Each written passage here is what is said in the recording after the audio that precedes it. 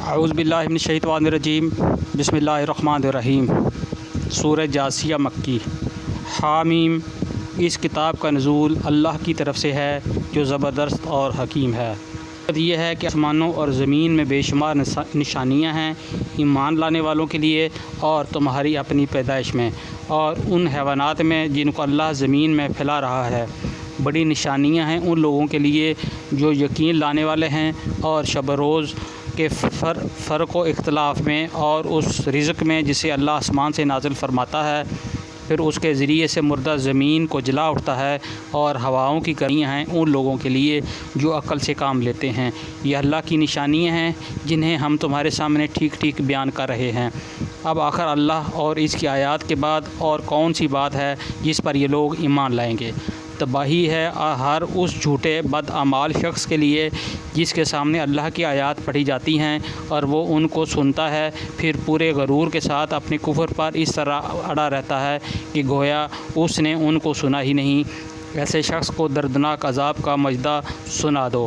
ہماری آیات میں سے کوئی بات جب ہم اس کے علم میں آتی ہے تو وہ اس کا مذاق بنا لیتا ہے۔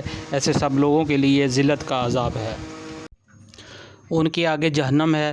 جو کچھ بھی انہوں نے دنیا میں کمایا ہے اس میں سے کوئی چیز ان کے کسی کام نہ آئے گی، نہ ان کے وہ سرپرست ہی ان کے لیے کچھ کر سکیں گے جنہیں اللہ کو چھوڑ کر انہوں نے اپنا ولی بنا رکھا ہے۔ ان کے لیے عذاب ہے۔ یہ قرآن سراسر ہدایت ہے اور ان لوگوں کے لیے بلا کا دردناک عذاب ہے جنہوں نے اپنی آیات کو ماننے سے انکار کیا۔ وہ اللہ ہی تو ہے جس نے تمہارے لیے سمندر کو مسخر کیا تاکہ اس کے حکم سے کشتیاں اس میں چلیں اور تم اس کا فضل تلاش کرو اور شکر گزار بنو۔ اس نے زمین اور آسمانوں کی ساری ہی چیزوں کو تمہارے لیے مسخر کر دیا۔ سب کچھ اس کے پاس ہے۔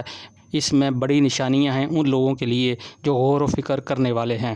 اے نبی صلی اللہ علیہ وآلہ وسلم، ایمان لانے والوں سے کہہ دو کہ جو اللہ کی طرف سے برے دن آنے کا کوئی اندیشہ نہیں، ان حرکتوں پر درگزر سے کام لیں تاکہ اللہ خود ایک گروہ کو اس کی کمائی کا بدلہ دے۔ جو کوئی نیک عمل کرے گا اپنے ہی لیے کرے گا اور جو برائی کرے گا وہ آپ ہی اس کا خمیازہ بھگتے گا۔ پھر جانا تو سب کو اپنے رب ہی کی طرف ہے۔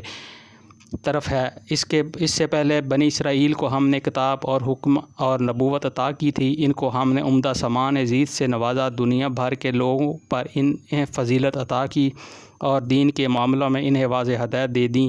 پھر جو اختلاف ان کے درمیان رونما ہوا وہ ناواقفیت کی وجہ سے نہیں بلکہ علم آ جانے کے بعد ہوا، اور اس بنا پر کہ وہ آپس میں ایک دوسرے پر زیادتی کرنا چاہتے تھے۔ اللہ قیامت کے روز ان معاملات کا فیصلہ فرما دے گا جن میں وہ اختلاف کرتے رہے ہیں۔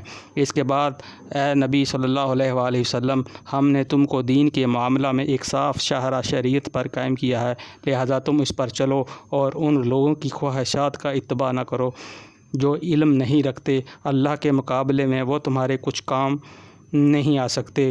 ظالم لوگ ایک دوسرے کے ساتھی ہیں اور متقیوں کا ساتھی اللہ ہے۔ یہ بصیرت کی روشنائی ہیں سب لوگوں کے لیے اور ہدایت اور رحمت ان لوگوں کے لیے جو یقین لائیں۔ کیا وہ لوگ جنہوں نے برائیوں کا ارتکاب کیا ہے یہ سمجھ بیٹھے ہیں کہ ہم انہیں اور ایمان لانے والوں اور نیک عمل کرنے والوں کو ایک جیسا کر دیں گے کہ ان کا جینا اور مرنا یکساں ہو جائے؟ بہت برے حکم ہیں جو یہ لوگ لگاتے ہیں۔ اللہ نے تو آسمانوں اور زمین کو برحق پیدا کیا ہے، اور اس کے لیے کیا ہے کہ ہر متنفس کو اس کی کمائی کا بدلہ دیا جائے گا۔ لوگوں پر ظلم ہرگز نہ کیا جائے گا۔ پھر کیا تم نے کبھی اس شخص کے حال پر بھی غور کیا جس نے اپنی خواہش نفس کو اپنا خدا بنا لیا اور اللہ نے علم کے باوجود اسے گمراہی میں پھینک دیا اور اس کے دل اور کانوں پر مہر لگا دی اور اس کی آنکھوں پر پردہ ڈال دیا؟ اللہ کے بعد اب اور کون ہے جو اسے ہدایت دے؟ کیا تم لوگوں کو کوئی سبق نہیں لیتے؟ یہ لوگ کہتے ہیں کہ زندگی بس یہی ہماری دنیا کی زندگی ہے، یہی ہمارا مرنا اور جینا ہے، اور گردش ایام کے سوا کوئی چیز نہیں جو ہمیں ہلاک کرتی ہے۔ در حقیقت اس معاملہ میں ان کے پاس کوئی علم نہیں ہے، یہ محض گمان کی بنا پر یہ باتیں کرتے ہیں، اور جب ہماری واضح آیات انہیں سنائی جاتی ہیں تو ان کے پاس کوئی حجت اس کے سوا نہیں ہوتی۔ کیا کیا اٹھا لاؤ ہمارے باپ و دادا کو اگر تم سچے ہو۔ اے نبی صلی اللہ علیہ وآلہ وسلم، ان سے کہو اللہ ہی تمہیں زندگی بخشتا ہے، پھر وہی تمہیں موت دیتا ہے، پھر وہی تم کو اس قیامت کے دن جمع کرے گا جس کے آنے میں کوئی شک نہیں، مگر اکثر لوگ جانتے نہیں ہیں۔ این زمین اور آسمانوں کی بادشاہی اللہ ہی کی طرف ہے، اور جس روز قیامت کی گھڑی آ کھڑی ہوگی اس دن باطل پرست خسارے میں پڑ جائیں گے۔ اس وقت تم ہر گروہ کو گھٹنوں کے بل گرا دیکھو گے، ہر گروہ کو پکارا جائے گا کہ آئے اور اپنا اعمال نامہ دیکھے۔ ان سے کہا جائے گا آج تم لوگوں کو ان اعمال کا بدلہ دیا جائے گا جو تم کرتے رہے تھے، کہ یہ تمہارا تیار کرایا ہوا اعمال نامہ ہے جو تمہارے اوپر ٹھیک ٹھیک شہادت دے رہا ہے۔ جو کچھ بھی تم کرتے تھے اسے ہم لکھواتے جا رہے تھے۔ پھر جو لوگ ایمان لائے تھے اور نیک عمل کرتے رہے تھے انہیں ان کا رب اپنی رحمت میں داخل کرے گا، اور یہی صحیح کامیابی ہے۔ اور جن لوگوں نے کفر کیا تھا ان سے کہا جائے گا کیا میری آیات تم کو نہیں سنائی جاتی تھیں، مگر تم نے تکبر کیا اور مجرم بن کر رہے۔